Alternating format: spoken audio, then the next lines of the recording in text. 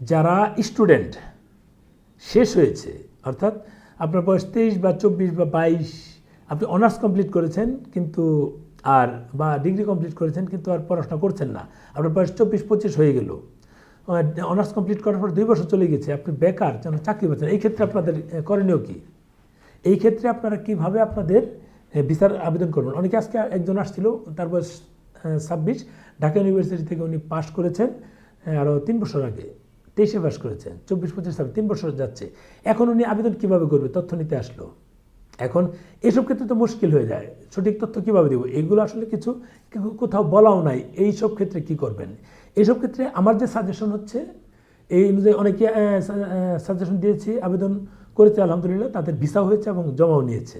এসব ক্ষেত্রে যেটা করবেন, আপনি মানে 24-25 বছরে কিন্তু একটা চাকরির এনওসি দেওয়া যায়।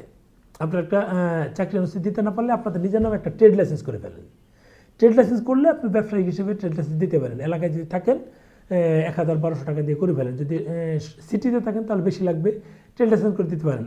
অথবা আপনি যে বেকার সেটা প্রমাণ করবেন কি করে? বেকারত্ব একটা প্রমাণ করতে হবে। ডিপেন্ডেন্ট দিবেন, আপনি কার উপর ডিপেন্ডেন্ট? আপনার বাবা মায়ের ডিপেন্ডেন্ট দিলেন। বাবা মায়ের উপর যদি ডিপেন্ডেন্ট দেন তাহলে বাবা মায়ের দিতে হবে। আপনি এখন কিছু করছেন না, সেটা বেকার হিসেবেই থাকবে। আদার্স দিয়ে সেটা আপনি আবেদন করে ফেলবেন। বাবা বা মায়ের যে কোনো একটা প্রমাণ দিয়ে করে ফেলবেন। আপনার যেহেতু এখন কিছুই হচ্ছে না, স্টুডেন্টও না, এই ক্ষেত্রে ডিপেন্ড দিয়ে দেবেন, ডিপেন্ডেন্ট দিয়ে দেবেন। স্টুডেন্ট দেওয়ার দরকার নেই, আপনি নর্মাল রাখবেন, নর্মালকে ডিপেন্ডেন্ট দিবেন। ডিপেন্ডেন্ট দিয়ে যদি আপনি স্টুডেন্টের আইডি কার্ড তখন সাবমিট করেন, তখন তারা বুঝবে। বেকার তো বলার মতো অপশন, কোনো বেকারের তো কোনো ওখানে চিহ্ন পাইনি আমরা। নতুন করে অ্যাড করলো কিনা জানি না, অ্যাড করলে তো ভালো। বেকাররা কী করবো? অথবা আপনাদের যদি বাড়িতে কোনো জমির পর্চা থাকে সেগুলো দিয়ে দেন। তার মানে আপনার কৃষক হিসেবে আপনি তখন কাউন্ট হলেন, তখন কিন্তু প্রবলেম হলো না। যদি কেউ ভাড়া পান, ওই ভাড়াটিয়ার যে কাগজ আছে সেটা দিয়ে দেন। আপনি তো কিছু করছেন না, বেকার। এইসব ক্ষেত্রে কিন্তু এই কাজগুলো করা যায়। আবার কারো বিদেশে পড়াশোনা, বিদেশে বাবা মা থাকে বা বাবা থাকে, উনি ওনাদের ফ্যামিলি ভিসা করবে, ওনার বিদেশে যিনি থাকেন ওনার ওয়াইফই ধরনের ভিসা করবে।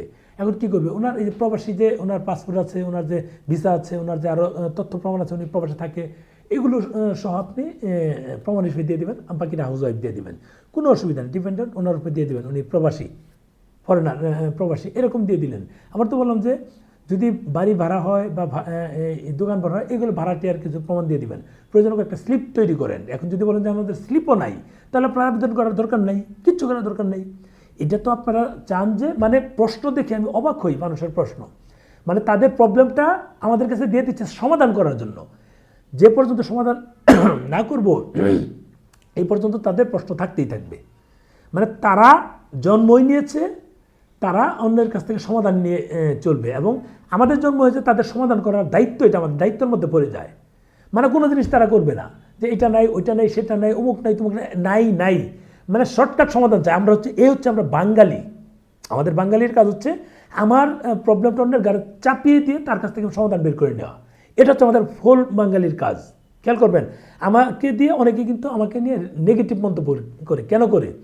তাদের কাজগুলো আমাকে দিয়ে চাপাই দেওয়া, আর কিচ্ছু না। একই পোস্ট আমি দিচ্ছি, আমাকে নিয়ে নেগেটিভ মন্তব্য করবো, একই পোস্ট অন্য জায়গায় দিচ্ছে, প্রবলেম নাই।